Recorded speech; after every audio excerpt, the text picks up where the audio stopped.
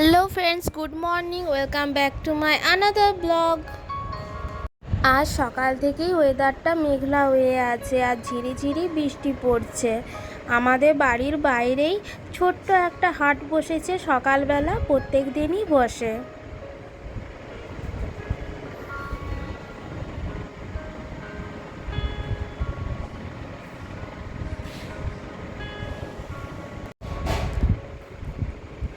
আজকে মা আমার একটা কুর্তি কাটিং করছে। কিছুদিন আগে আমার এক দিদি বাইরে বেড়াতে গেছিল, তখন আমাকে সেখান থেকে এই কুর্তির কাপড়টা এনে গিফট করেছে। কাপড়টা খুবই ভালো, একদম পিওর কটন আর খুবই সফট।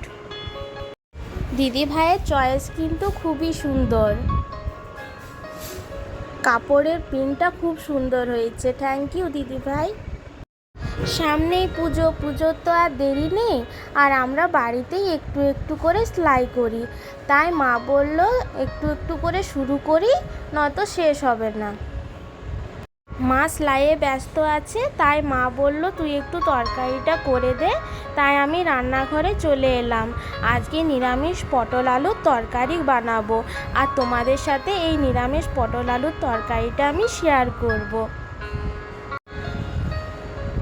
বাইরের ওয়েদারটা খুব সুন্দর হয়েছে। সকালবেলা মেঘলা ছিল, এখন মেঘলা ওয়েদার কেটে হালকা হালকা রোদ উঠে এসেছে। চলো বন্ধুরা, আমার পটল আলু কাটা হয়ে গেছে, আর এবারে তরকারিটা বানিয়ে নিই। এখানে আমি কারি পাতা নিয়েছি। আমাদের বাগানেই কারি পাতা গাছ আছে, আর এই বর্ষার জল পেয়ে গাছটিতে নতুন নতুন কচি কচি পাতা গজিয়েছে। ওই যে ছোট্ট মতন কারি পাতা গাছটি। বাঙালিরা একটু কম ব্যবহার করে বটে, তবে মোটামুটি সারা ভারতে এই পাতার ব্যবহার হয় বেশ ভালো মতোই। কারি পাতাকে মিষ্টি নিম পাতাও বলে থাকে, কারণ নিম পাতার মতো কারি পাতারও আছে অনেক গুণকারিতা।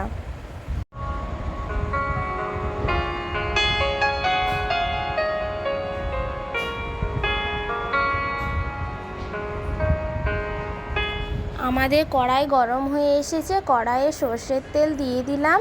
সর্ষের তেল গরম হয়ে এলে পটলগুলো ভেজে নেব।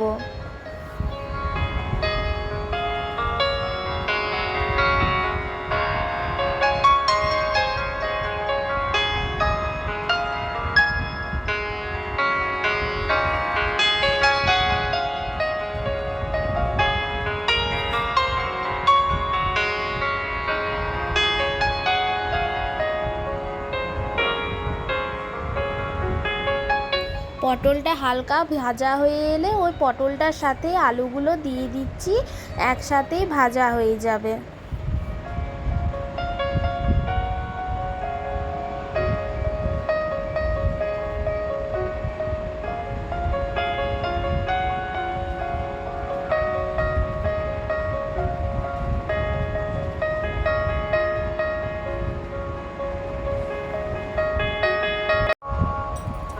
লাল লাল করে আলু পটল ভাজা হয়ে এলে তাতে কারি পাতা দিয়ে দিলাম।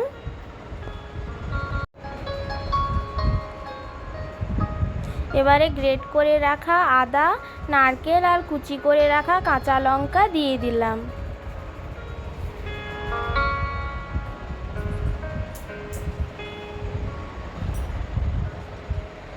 গ্যাসের ফ্লেমটা একটু লো করে দেবো, তাহলে ভালো করে ভাজা হয়ে যাবে আদা নারকেলটা।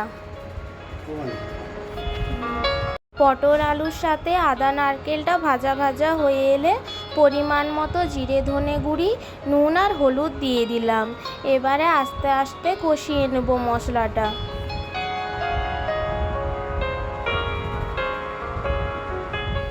মশলা কষানোর সময় সামান্য পরিমাণে একটু জল দিলাম, তাহলে মশলাটা ভালোভাবে কষানো যাবে।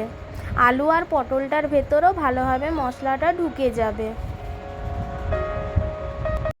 মশলা কষা হয়ে গেছে, এবারে জল দিয়ে দিচ্ছি।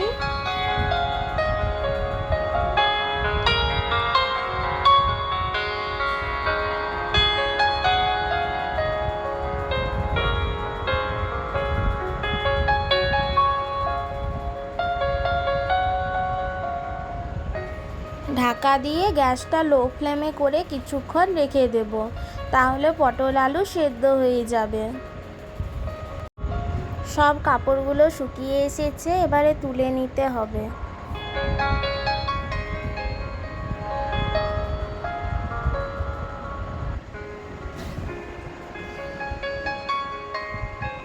মা এখানে কুর্তির কাটিং শেষে এবারে সেলাই করতে বসেছে।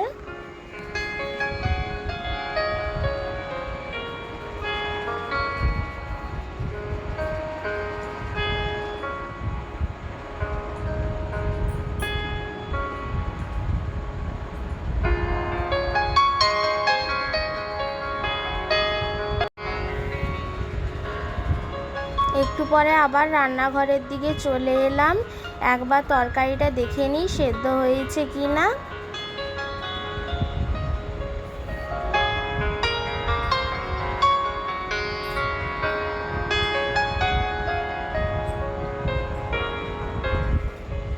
আলুটা সেদ্ধ হয়ে এসেছে, আলু পটল দুটোই সেদ্ধ হয়ে গেছে।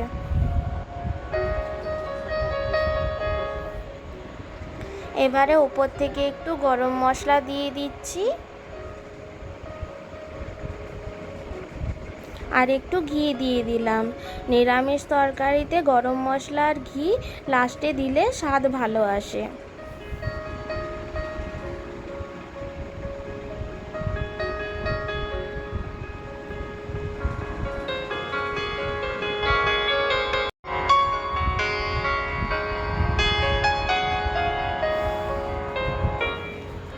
আমার নিরামিষ পটল আলুর তরকারি রেডি হয়ে গেছে। আর দুপুরবেলা খাওয়া দাওয়া সেরে নিয়ে মা আমার কুর্তিটাও কমপ্লিট করে দিয়েছে। এটা ফ্রক কাটিং কুর্তি সেলাই করেছে মা, খুব সুন্দর হয়েছে কুর্তির সেলাইটা।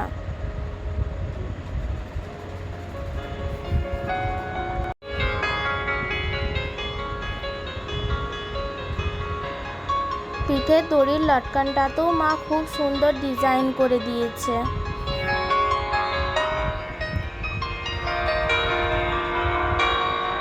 আমার মায়ের সেলাইয়ের হাত খুব সুন্দর, মা সব সেলাই ভালো করে।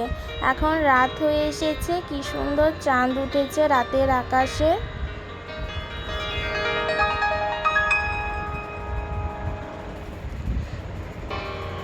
রাতের বেলায় পূর্ণিমার চাঁদটা দেখতে কত সুন্দর লাগছে। আজকে আসি বন্ধুরা, আবার অন্যদিন আবার একটা ব্লগ নিয়ে হাজির হব। Bye bye.